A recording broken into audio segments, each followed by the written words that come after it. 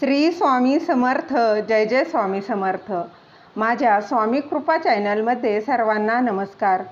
स्वामी महाराजांच्या कृपेने तुमच्या सर्व चांगल्या इच्छा पूर्ण होत ही स्वामी महाराजांच्या चरणी प्रार्थना करते आणि आजच्या या नवीन व्हिडिओला सुरुवात करते. गुरु का करावा, महाराजांनाच गुरु का बनवावं, त्याचबरोबर घरच्या घरी महाराजांना गुरुपद कसं द्यावं याची संपूर्ण माहिती मी तुम्हाला या व्हिडिओत सांगणार आहे. गुरु विना न मिळे ज्ञान, ज्ञान विन न होई जगी सन्मान.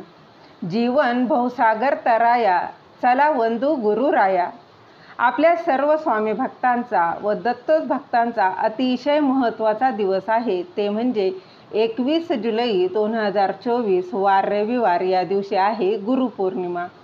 तर आजच्या व्हिडिओत मी तुम्हाला सांगणार आहे गुरु का करावा, आपल्या स्वामी महाराजांनाच गुरु का बरं बनवावं याची मी माहिती देणार आहे. गुरुपौर्णिमा म्हणजे गुरु आणि शिष्यांचा दिवस. या दिवशी गुरुविषयी कृतज्ञता व्यक्त करण्याचा हा अत्यंत महत्त्वाचा दिवस असतो. तर बघा, गुरु का बनवावा तर हे जाणून घेण्याआधी तुम्ही माझ्या स्वामी कृपा चॅनलला सबस्क्राईब नक्की करा आणि कमेंटमध्ये लिहा श्री स्वामी समर्थ. तर बघा, मनुष्य जन्माला आल्यापासून त्याला कोणता ना कोण गुरु हा असतोच. पण गुरु का बरं करावा, तर गुरु बघा, पहिली गोष्ट म्हणजे वाईट गोष्टींचा त्याग करण्यासाठी करावा. दुसरी गोष्ट म्हणजे चांगल्या गोष्टींची सवय अंगी करण्यासाठी गुरु करावा. आणि तिसरी गोष्ट म्हणजे परमार्थाच्या जवळ म्हणजेच अध्यात्माच्या जवळ जाण्यासाठी गुरु नक्कीच करावा. तर बघा, जेव्हा आपण गुरुच्या सानिध्यात येतो ना, तेव्हा आपल्यामधला मीपणा आहे, अहंकार आहे, बघा आपल्यातले जे काही वाईट गुण आहेत ना, त्याचा त्याग होतो आणि चांगल्या गोष्टींची सवय आपल्याला लागते. चांगल्या गोष्टी शिकायला मिळतात. देवाच्या सानिध्यात आपण जात असतो. आपल्या सर्वांना माहीत आहे, देवाच्या जवळ जाणं इतकं सोपं नाही. परंतु आपण जेव्हा आपल्या गुरूंच्या जवळ जातो ना, तेव्हा अर्थात आपण देवाच्या जवळ जात असतो. तर बघा, आपण जन्माला येतो तेव्हापासून आपल्याला चांगले वाईट दोन्ही मार्ग दाखवणारे लोक आपल्या आयुष्यात येत असतात. त्यात बघा, कर्माचा भोग हा कोणालाच चुकलेला नाही. अगदी तुम्हाला मला कुणालाच नाही, तो भोगावाच लागतो. पण जेव्हा गुरुचा आशीर्वाद असतो ना, तेव्हा त्या कर्माच्या भोगाची जी तीव्रता आहे ती खूप कमी झालेली असते. त्यामुळे गुरूंच्या बघा, आपण केव्हा आपण आपल्या गुरूंच्या सानिध्यात येतो ना, तेव्हा आपण जे कर्माचे भोग भोगत असतो त्याच्या त्रासाची तीव्रता ही खूप कमी होते. तर आपले स्वामी महाराज म्हणजेच ब्रह्मांडाचे मालक, संपूर्ण जगाचे चालक पालक हे श्री स्वामी समर्थ हेच ब्रह्मांड नायक आहेत. ते आपल्या सगळ्यांना माहीत आहे. तर बघा, दत्त महाराजांनी सुद्धा 24 गुरु केले होते. आपण एक गुरु का नको करायला? ब्रह्मांडाचे चालक पालक सर्व काही हे श्री स्वामी समर्थ महाराज आहे. मग आपण त्यांनाच जर आपला गुरु केलं तर आपलं आयुष्य किती सुखकर होऊन जाईल. स्वामींना तुमच्याकडून काहीच नको असते. जे पाहिजे असतं ते म्हणजे फक्त तुमची निस्सीम भक्ती आणि विश्वासाने तुम्ही गुरु करा. बघा, कोणतीही शंका न आणणारा असा निस्सीम भक्त, बस एवढंच त्यांना पाहिजे असतं. आयुष्यात कितीही अडचण येऊ द्यात, समस्या येऊ द्यात, किती तरी बघा घाबरायचं नाही. कितीही दुःख येऊ देत तरी देखील बघा, असं नाही की माझ्या आयुष्यात खूप दुःख आलं, कितीही आयुष्यात दुःख संकट येऊ द्यात, पण स्वामी सेवेला अजिबात सोडायचं नाही. तर बघा, कोणतीच शंका न आणता तुम्ही निस्सीम भक्ती करा. प्रत्येकाच्या आयुष्यात काही ना काही प्रॉब्लेम हे येतातच. पण आपल्या महाराजांकडे एकदा का आयुष्याची नौका त्यांच्या हातात दिली आहे ना, आपण त्यांना गुरु मानला आहे ना, तर कसलाच विचार करायचा नाही. तुमचं काम आहे चांगलं कर्म करणं. चांगलं कर्म करा, सेवा करा, चांगले सेवेकरी व्हा. जेव्हा योग्य वेळ येते तेव्हा महाराज तुम्हाला भरभरून देतील.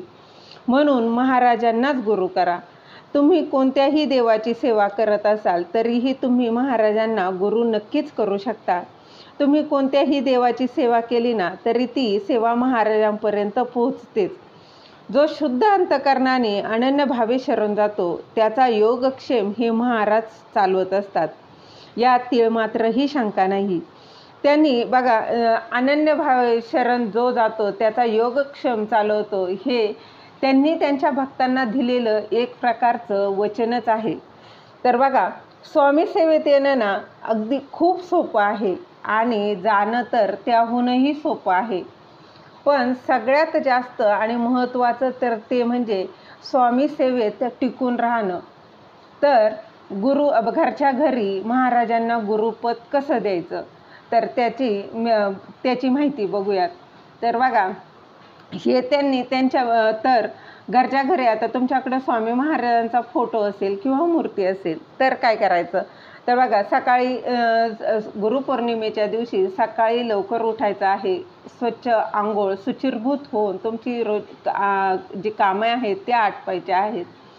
आता बघा, गुरुपद दिवसभरात तुम्ही कधीही घेऊ शकता, पण मी सांगेन तुम्ही सकाळीच घ्या. सेवा तुम्ही दिवसभरात कधीही केली तरी चालणार आहे. अगदी तुम्हाला जेव्हा वेळ भेटेल तेव्हा तुम्ही सेवा करा, परंतु सकाळी महाराजांच्या गुरुपदाचं काम आधी करा. तर त्यासाठी तुम्हाला एक नारळ लागणार आहे आणि गुलाबाचं फूल लागणार आहे. तर काय करायचं आहे, एक नारळ घ्यायचा आहे. ते नारळाची शेंडी जी आहे ती तुम्ही महाराजांकडे करायची आहे आणि एक गुलाबाचं फूल हातात घ्यायचं आहे. ते महाराजांच्या चरणाजवळ ठेवायचं आहे आणि म्हणायचं आहे, आजपासून येणाऱ्या गुरुपौर्णिमेपर्यंत माझी आई तुम्हीच, वडीलही तुम्हीच, बंधू सखा अगदी सर्व काही तुम्हीच आहात. याच जन्मात नाही तर प्रत्येक जन्मात तुम्ही मला तुमचा शिष्य म्हणून स्वीकार करा.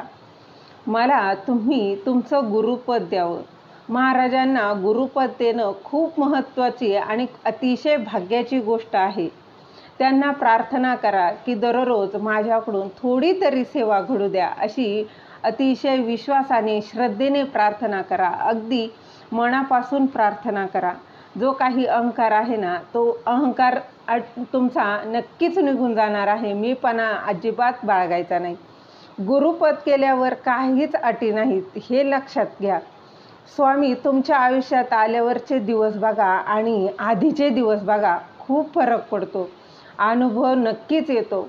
प्रॉब्लेम आले म्हणून महाराज कधीच वाईट होत नाही. आपले कर्म जे आहे ना त्यानुसार आपल्याला कर्माची शिक्षा, कर्माचे भोग आहेत ते भोगावेच लागतात.